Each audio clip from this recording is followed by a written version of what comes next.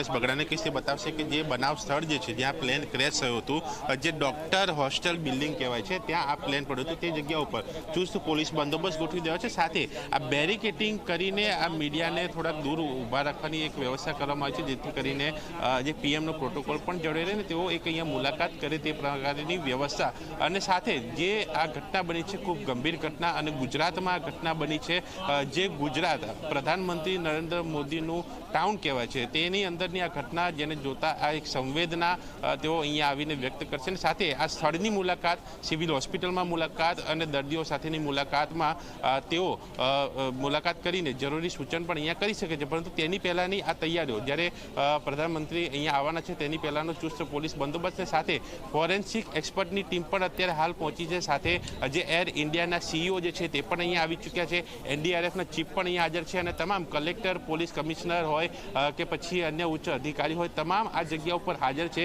જેથી કરીને જ્યારે પ્રધાનમંત્રી અહીંયા પહોંચે, આ સ્થળની મુલાકાત કરે, તો તેમને તમામ બાબતથી અવગત કરી શકાય. કોઈ પણ જે અહીંયા જે પ્રક્રિયા કરવામાં આવી છે તે બાબતથી તેઓ દૂર ન રહે, અને આ તમામ વિગતો અહીંયા પૂરી પાડવામાં આવશે.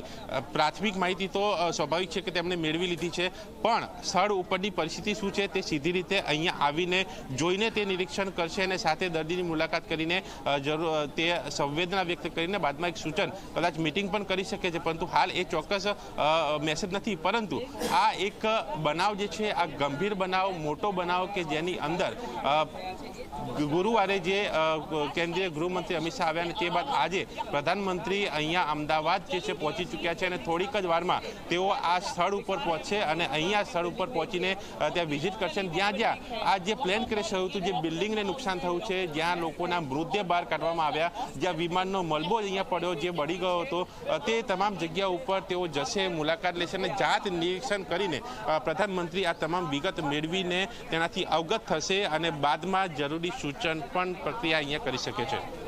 બિલકુલ, આપની પાસેથી અપડેટ્સ લેતા રહીશું. સીધા જઈશું સિવિલ હોસ્પિટલ, કે જ્યાંથી અમારી પાસે ગૌરવ જોડાઈ ગયા છે. ગૌરવ, દુઃખની આ ઘડી છે અને તેમના પરિવારજનો છે, તેમને સાંત્વના માટે પ્રધાનમંત્રી ત્યાં પહોંચી રહ્યા છે થોડીક જ વારમાં.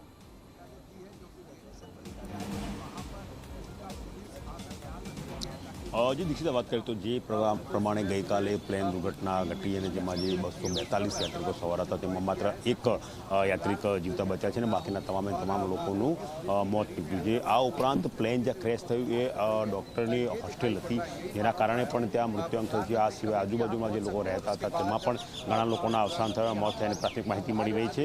આ દ્રશ્ય તમે જોઈ શકો છો કે થોડી જ વારમાં દેશના પ્રધાનમંત્રી નરેન્દ્ર મોદી અહીંયા સિવિલ હોસ્પિટલ ખાતે પહોંચશે. તેમનો કાફલો છે તે એરપોર્ટથી નીકળી ચૂક્યો છે, અને જ્યારે તેઓ અહીંયા આવવાનો હોય ત્યારે સુરક્ષામાં કોઈ પણ પ્રકારની ચૂક ના રહે તે પ્રમાણેની વ્યવસ્થા કરવામાં આવી છે. ગઈકાલે જ જે રીતે સત્તાવાર જાહેરાત કરવામાં આવી હતી તે પ્રમાણે 51 જેટલા દર્દીઓ જેઓ ઇજાગ્રસ્ત હતા તેઓ અહીંયા સારવાર રહી રહ્યા છે. જેટલા દર્દીઓ હતા તેમાંથી જેમને માઇનોર ઇજા હતી તેમાંથી કેટલાક લોકોને ડિસ્ચાર્જ પણ કરવામાં આવે છે, પરંતુ હજુ કેટલાક દર્દીઓ એવા છે કે જેઓ અહીંયા સારવાર લઈ રહ્યા છે. એકમાત્ર વ્યક્તિ કે જે આ પ્લેન ક્રેશની ઘટનામાંથી જીવતા બહાર નીકળ્યા હતા તેઓ અહીંયા સારવાર લઈ રહ્યા છે, અને તેમની સાથે પણ કદાચ પ્રધાનમંત્રી મુલાકાત કરી શકે છે.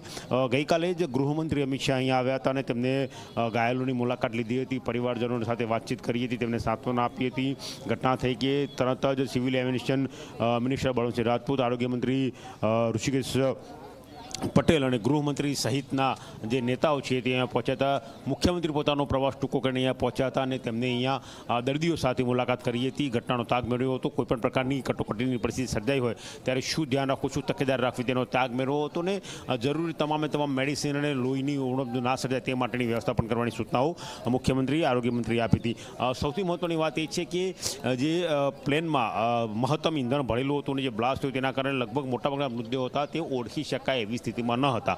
ઘણા મૃતદેહો ક્ષત વિક્ષત થઈ ચૂક્યા હતા. એટલે જો આ મૃતદેહો ઓળખવા હોય તો ડીએનએ એકમાત્ર માધ્યમ વસ્તુ હોય છે. માટે તાત્કાલિક અસરથી જ બીજી મેડિકલ કોલેજનું જે કસોટી ભવન છે ત્યાં બ્લડ સેમ્પલ લેવાની વ્યવસ્થા કરવામાં આવી હતી, અને જે પ્રમાણે આજે સવારે ત્યાંના ડૉક્ટર સાથે વાત થઈ તે પ્રમાણે 192 લોકોના, એટલે કે જે 242 પ્રવાસીઓ હતા તેમાં પૈકીના 192 પ્રવાસીઓના સગા સંબંધીઓએ, જે સૌથી નજીકના લોહીના સંબંધ ધરાવતા હોય તે સગા સંબંધીઓ બ્લડ સેમ્પલ આપી દીધા છે ડીએનએ ટેસ્ટ માટે, અને શક્ય એટલા ઝડપી તેમના ટેસ્ટના રિપોર્ટ આવી જાય ત્યારબાદ જે બોડી છે તેમને સુપ્રત કરવામાં આવશે.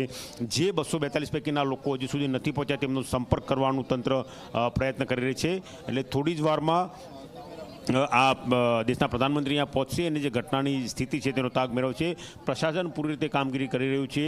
જે ડેડ બોડીઝ હતી તેમાંથી શક્ય હોય એટલી ડેડ બોડીનું પોસ્ટમોર્ટમ પણ લગભગ કાયદેસરની પ્રક્રિયાથી પૂર્ણ કરવામાં આવ્યું છે. એટલે કહી શકાય કે આ જે ઘટના હતી તેમાં શું સારું થઈ શકે તે માટેના પ્રયાસ પ્રશાસને કર્યા છે. ગઈકાલે ગૃહમંત્રી અમિતભાઈ શાહે મુલાકાત લીધી અને આજે પ્રધાનમંત્રી નરેન્દ્ર મોદી થોડી વારમાં અહીંયા પહોંચશે અને તેઓ ઘાયલો સાથે જે છે તેમની સાથે મુલાકાત કરવાના છે. દીક્ષિતા. બિલકુલ બિલકુલ, આપ અમારી સાથે જોડાયેલા રહેજો. દ્રશ્યો અલગ અલગ અમે આપને બતાવી રહ્યા છે કે ગઈકાલે શું સ્થિતિ હતી. એક દ્રશ્યોમાં જે પ્લેન ક્રેશ થયું એ વખતના એ દ્રશ્યો છે. બીજા દ્રશ્યો એ બતાવી રહ્યા છે કે પ્રધાનમંત્રી નરેન્દ્ર મોદી કે જેમના કારનો કાફલો એરપોર્ટથી રવાના થઈ ચૂક્યો છે અને થોડીક જ વારમાં એ ઘટના સ્થળે પહોંચશે કે જ્યાં જે હોસ્ટેલ હતી ડોક્ટર્સ હોસ્ટેલ અને તેના પર આજે પ્લેન ક્રેશ થયું હતું. અને હવે સીધા દ્રશ્યો અમે આપને બતાવી રહ્યા છે કે પ્રધાનમંત્રી નરેન્દ્ર મોદી